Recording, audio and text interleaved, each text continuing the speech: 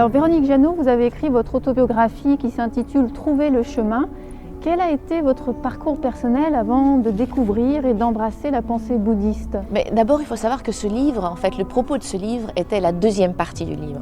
C'est que je suis revenue d'un voyage absolument magique où j'ai rencontré des femmes magnifiques, que je suis revenue avec la volonté profonde d'aider ce peuple et cette philosophie et parler de ses enseignements, et que j'ai voulu faire un livre là-dessus, mais que je me suis rendu compte que pour expliquer comment on vient, en fait, comment on aborde la spiritualité, il fallait que je passe par raconter ma vie, mon chemin, une épreuve que j'ai eue jeune et qui m'a en fait fait faire des pas de géant dans cette voie-là. Donc cette autobiographie m'a aidé non pas à régler des comptes, ni rien du tout, ni en aucun cas n'a été une thérapie, mais a été simplement un partage avant tout, pour montrer quel a été mon chemin, qu'il est semblable à celui de centaines et de milliers de femmes, et comment on peut, par des moyens clés, par un changement de sa façon de voir, un changement d'aborder une épreuve, comment on peut s'en sortir mieux, différemment, voire s'en sortir tout court. J'ai eu ce qui a été diagnostiqué comme un cancer à l'âge de 22 ans qui m'a privée à jamais d'être maman, et ça a été je ne sais pas comment on peut expliquer ça quand ça arrive si jeune, c'est un tsunami, moi qui rêvais d'avoir un enfant, et ça m'a obligée à aller ailleurs, à essayer d'ouvrir une autre porte tout d'un coup qui allait faire péter les murs de tout ce qui m'entourait, qui n'était plus assez large, plus assez lumineux, plus assez rien. Parce que qu'est-ce qui, dans cette pensée, nous permet de transformer la souffrance justement en compassion et en don pour les autres? Je crois que c'est ça, vous venez de le dire, le don. C'est-à-dire qu'à partir du moment où on est moins préoccupé par sa petite personne, mais je pense que pour comprendre que le but de la vie, c'est pas d'être préoccupé de sa petite personne, il faut passer par le tour de sa petite personne. Puis comprendre qu'à un moment, c'est quand même pas si large que ça.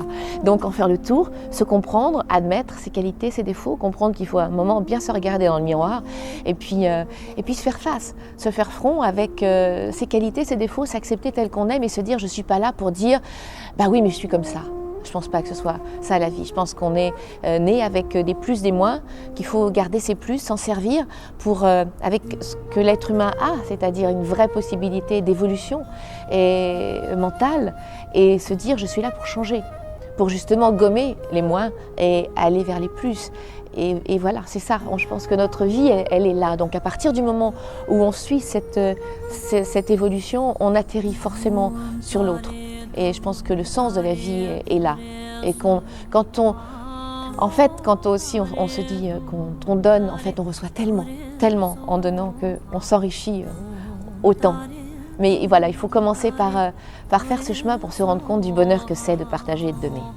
Alors vous en parliez tout à l'heure, vous êtes parti au Népal et en Inde, et au cours de ce voyage vous avez tourné un film qui est devenu un DVD aujourd'hui, qui s'intitule Dakinis. Qu'est-ce que c'est le principe Dakini? Dakini, c'est plein de choses. Le principe Dakini, c'est le principe féminin. C'est tout ce qui gère l'impalpable, c'est tout ce qui est du domaine de l'invisible, qui ne se dit pas mais qui se sent, qui ne se lit pas, mais qui s'interprète à travers des signes. C'est la sagesse, c'est l'intuition, les circonstances favorables. Dans l'absolu, c'est vraiment sur le plan spirituel, la Dakini, c'est vraiment un être extrêmement évolué spirituellement, qui a été la compagne d'un grand maître bouddhiste. Et j'ai eu la chance de pouvoir faire des images de Kandro Tsering Chodron, qui est juste un soleil, qui ne dit pas un mot, mais qui a un sourire qui vous remplit dès qu'elle tourne son regard vers vous. Et ça a été un cadeau énorme que j'ai reçu, et c'est vrai que j'ai le bonheur de pouvoir faire partager à travers ce DVD. Alors qu'est-ce qu'on pourrait faire tous pour développer ce principe Dakini en nous, dans notre société? Mais on l'a, il faut en être conscient. Les femmes l'ont déjà de par leur héritage cellulaire, leur héritage, leur patrimoine génétique en fait, elles l'ont. Mais on l'a en chacun de nous. Mais de même que la femme a aussi le principe masculin en elle, l'homme a aussi le principe féminin. Simplement, il faut le voir, il faut en être conscient, savoir le reconnaître et le développer. Alors, ce qui est formidable, c'est que de plus en plus, les hommes se laissent aller à leur principe féminin, au féminin qu'ils ont en eux. Ils le laissent éclore. Et je pense que c'est ce principe féminin qui va permettre, je dirais, à l'homme de s'en sortir aujourd'hui. Comment développer la conscience de notre précieuse vie humaine?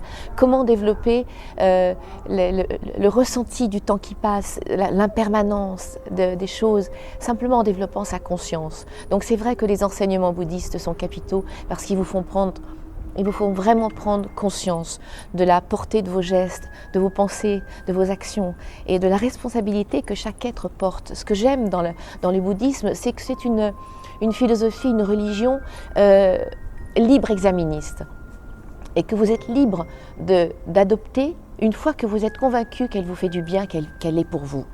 Et on ne vous dit pas « fais ci, fais ça, adore ça et en revanche tu auras ». Non, il y a un choix. Il y a le choix de la conscience, de l'auto-analyse. Est-ce que c'est bon pour moi? Est-ce que je le ressens vraiment au fond de moi, au fond de mes tripes? Est-ce que je sens vibrer ça comme étant quelque chose d'hyper positif et qui fait écho à tout ce que j'ai envie de ressentir dans ma vie pour être bien? Et seulement là, si on sent qu'on est totalement en accord avec ce qu'on va vivre et défendre et véhiculer, là, on adopte cette philosophie. Et donc, c'est le libre arbitre, c'est laisser le choix à l'être profond qu'on est tous. Et ça, c'est capital. Il n'y a pas de dogme.